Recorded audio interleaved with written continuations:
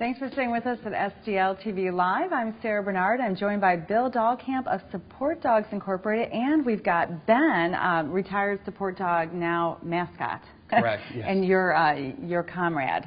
He goes around town with you. Correct.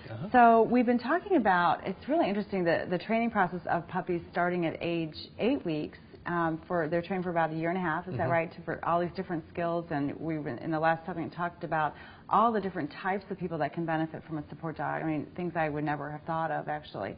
And so who was doing the training, and how are those people trained to train? For that first year and a half, we have volunteers in the community that we call volunteer puppy raisers that take the dog in at 8 weeks old. They bring the dog to class at least once a month. They provide the food, any kind of supplies. Support dogs will provide like the shots and vaccinations and medications and things like that. And then also one of the biggest parts of a volunteer puppy raiser is to take the dog out and get them socialized. Because these are assistance dogs, and ideally when they're placed, they're going to be going out in public with their person. We want to get the dog socialized to as many sights, sounds, situations, and smells as possible. So it's kind of a neat thing because, you know, it's a temporary dog for somebody. So if somebody's thinking, you know, I don't want to get a dog and make the commitment of 10, 12, 15 years, they can do this. Plus they're raising a dog that's actually going to change somebody's life. Yeah.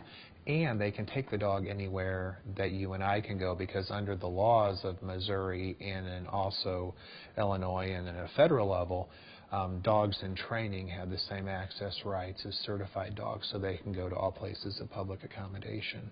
So most of the training then happens, the formal training, in the classes.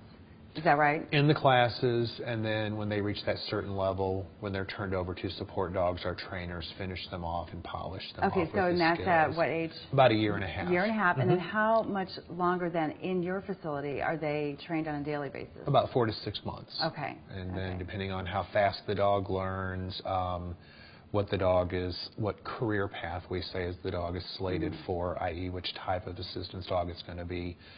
Usually, though, on average, it's 4 to 6 months.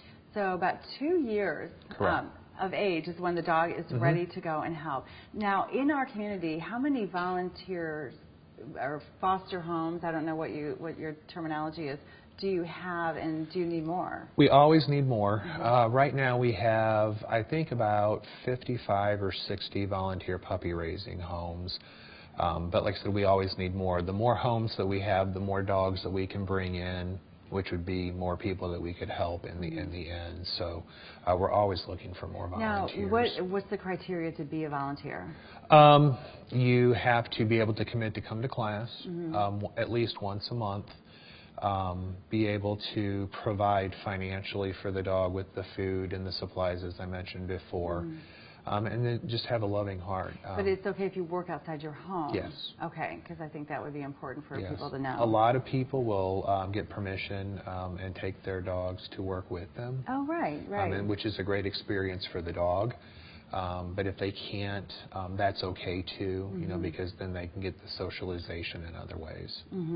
And what kinds of dogs, what breeds make a good support dog? Are there certain ones? We use Labrador retrievers and golden retrievers just because everything that we teach them is based on their instinct to retrieve. So why we call them working dogs, to the dogs it's actually a game, and it's what comes natural to them.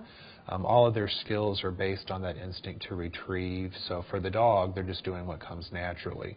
For the person, they're doing those skills that are practical, that help mitigate a disability. Absolutely. So these dogs are enjoying their time helping and working.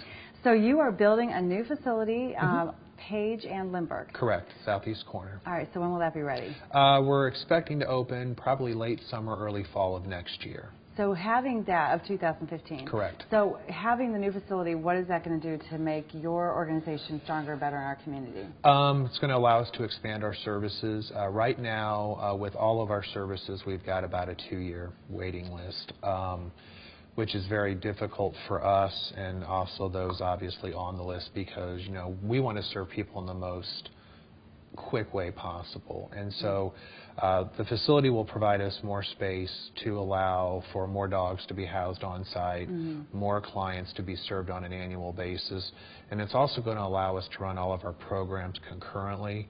The facility that we have now is rented space, and it's kind of where, you know, we have to wait when this program is done, then we can use this space. So you'll be able to help more people in our community, which is just a great thing. Correct. So that is a wonderful, exciting adventure for you all in this next year, and people can help out.